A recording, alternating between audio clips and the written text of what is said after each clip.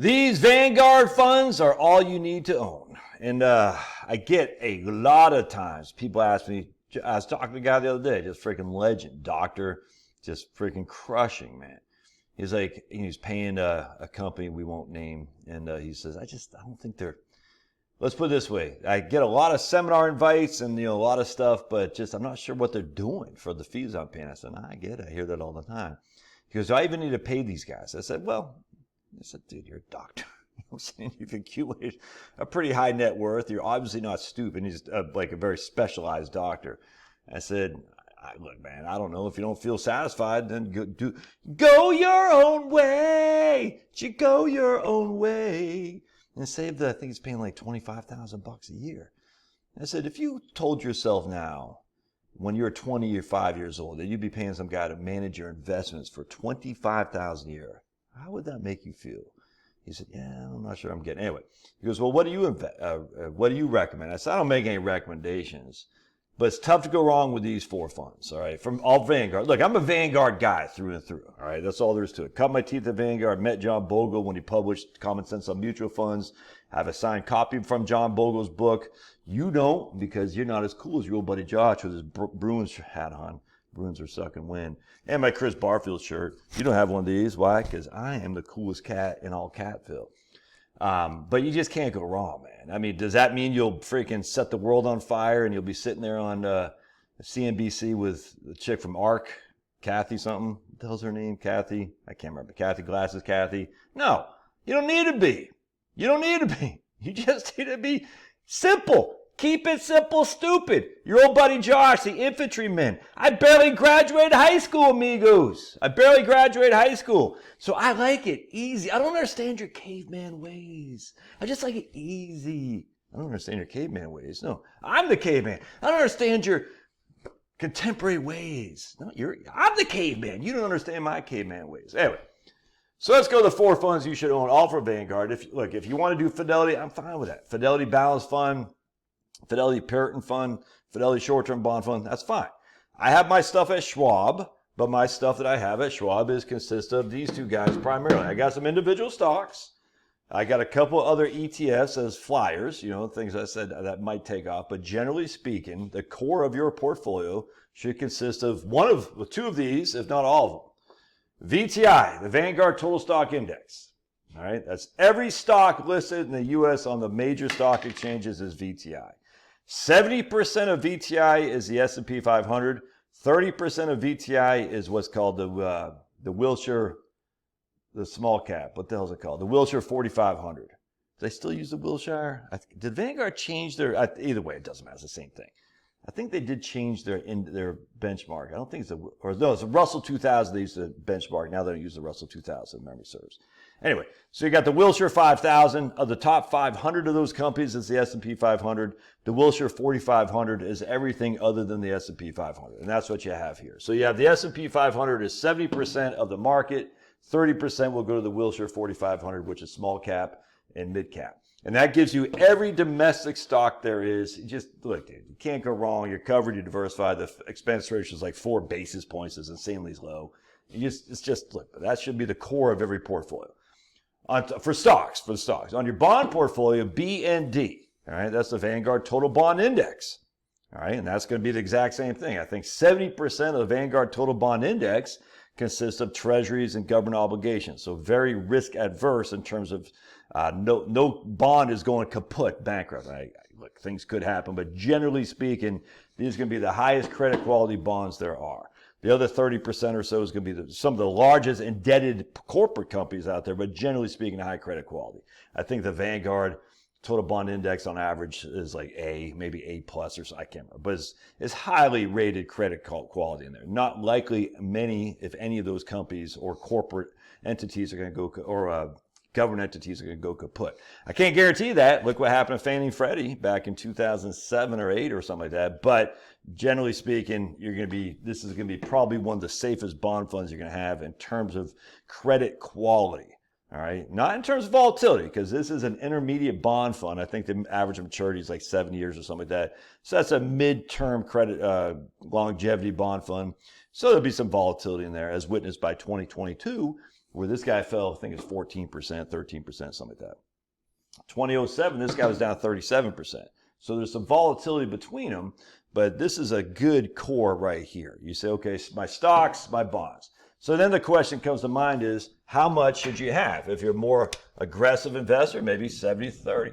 If you're a less aggressive investor, maybe 40-60, something like that, depending on how much volatility you're willing to take. Now remember, the bond market that happened in 2022 was the worst by far bond market we've ever had.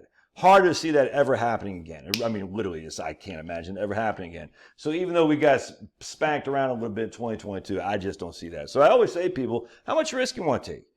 Do we need it? Was the guys talking to the doctor the other day. I said, dude, do we need to get the growth? No, then go 40-60, man. Nothing wrong with that. And if you want to be even super conservative, go 20-80.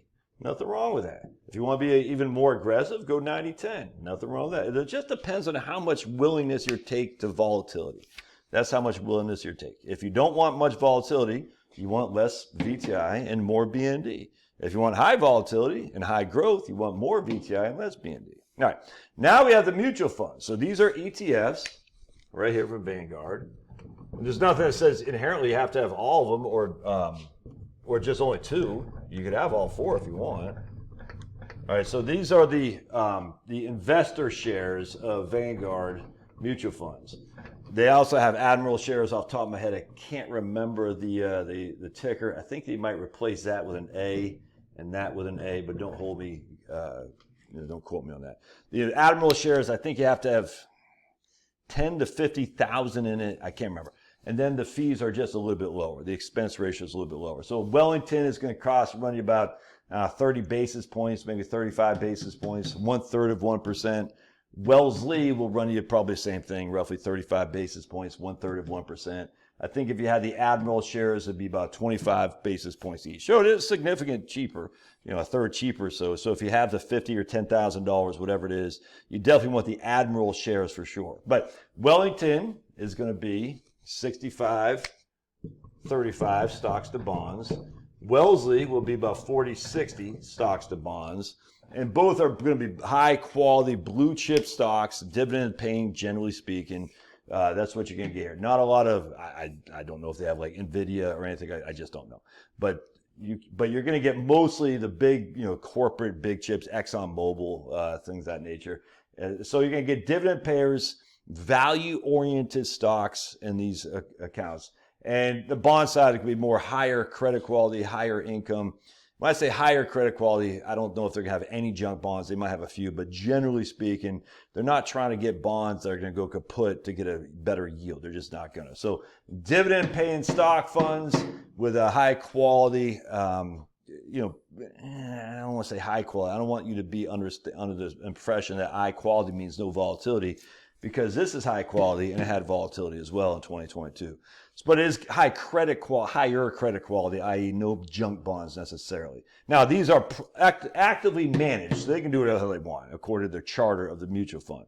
So if they want to buy some junk bonds, they can. If they want to buy NVIDIA or whatever the thing is of the day, they can. Again, I haven't read the charter. I just don't care. But it's tough to go wrong here too. So you say, all right. So this guy I was talking to, he goes, maybe I'll go 70% here, 30% there. I say, yeah, that's fine. Whatever, man. I mean, whatever you want to do. So 70% here, 30% there. We could easily do that. We times 0.65 by that. We times 0.7 right there. 0.3.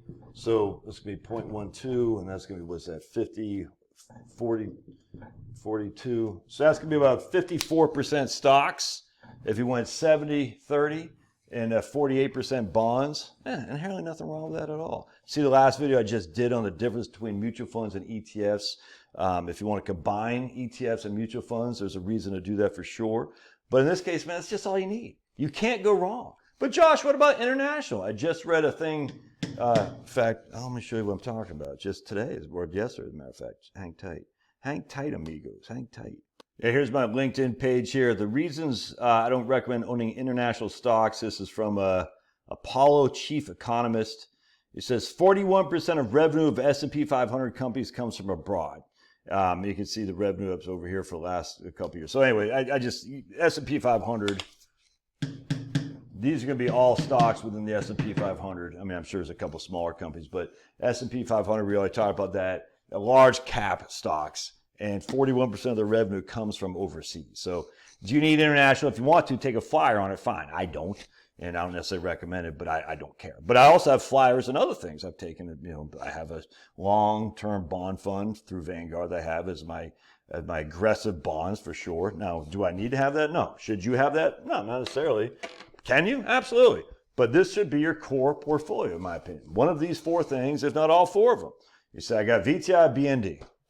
Dude, literally, if all your portfolio was 65 VTI, 35 BND, dude, that's fantastic. No other way around that. And you want to keep some cash on the side to pay your bills and stuff like that. But if that's your entire portfolio, man, you're crushing. If your portfolio is 70% Wellington, 30% Wellesley, dude, come on. Come on. Oh, but my portfolio at Joe Schmo Firm is doing better than that. It's not a matter about doing better. It's a matter of capturing the upside and limiting as much as we possibly can the downside. And that's what we're trying to do here, man. Once you've made it to where you are about to retire, limiting the downside is more important than capturing the upside, in my opinion. But we're still not leaving money on the table. I mean, we're still capturing upside. Anyway, all right. Love your thoughts. God bless. Put the thumbs up down below, and we'll see you guys next time. Thanks now.